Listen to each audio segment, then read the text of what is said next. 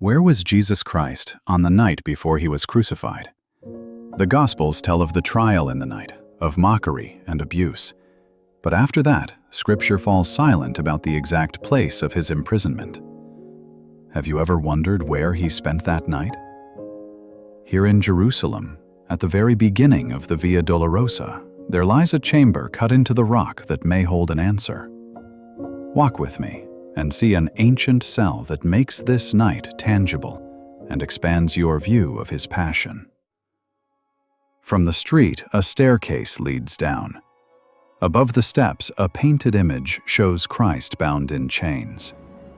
Below, in the corridor, stands a simple wooden cross with a crown of thorns. Many pilgrims pause here for a brief prayer. Perhaps one day you will too. Step by step, we go lower. The noise of the city fades behind us until we stand 2 levels beneath the Via Dolorosa. At the end of the passage, a room opens, rough, cold, hewn from the rock. Along the walls are stone benches, and above them, hollows carved into the rock. Can you picture it? Here prisoners once sat, their wrists fixed into those openings. There is no doubt, we stand in an ancient place of confinement, a real prison. On the wall, a sign reads, "Prison of Barabbas." This, they say, was his cell. Coins lie scattered on the ground. Who was Barabbas? Barabbas, a rebel, a murderer. In the morning he was to be released. Jesus, the Son of God, was not. Yet this cell is only half the story. Now we pass through another opening in the rock to the place where the Orthodox tradition locates the imprisonment of Jesus that night, the prison of Christ. The passage forces you to bow. The ceiling drops lower. The walls close in.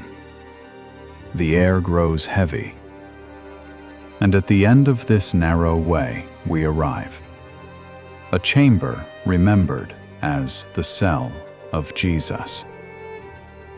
The room is small, carved from solid rock. Opposite the entrance, a low stone bench pierced with 2 round holes. These openings once served to bind the legs, holding the body in a position that allowed almost no movement. Here, in this confined space, Jesus sat in pain and in silence the whole night, as tradition tells. Above the bench, a mosaic depicts this moment of humiliation. The Gospels do not tell us how he spent these hours. He was the Son of God, and yet fully man, fully prisoner. Whether it was here, as the Orthodox tradition remembers, or at another place in Jerusalem, we can imagine him alone in the darkness, tormented by pain and fear, the weight of the night surrounding him. He knew exactly what awaited him, the burden of the coming agony, and the loneliness of that night must have been immense.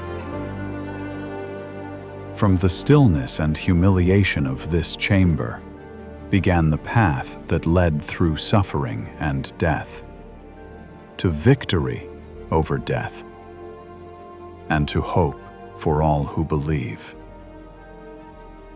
I invite you to reflect. How do you think Jesus spent those silent hours in the cell? Was it calm acceptance or overwhelming human sorrow? Share your thoughts about this moment in the comments. Thank you for walking this path with me. Subscribe to discover more of Jerusalem and the places of his story, step by step. God bless you from the Via Dolorosa. the way of his suffering, here in Jerusalem.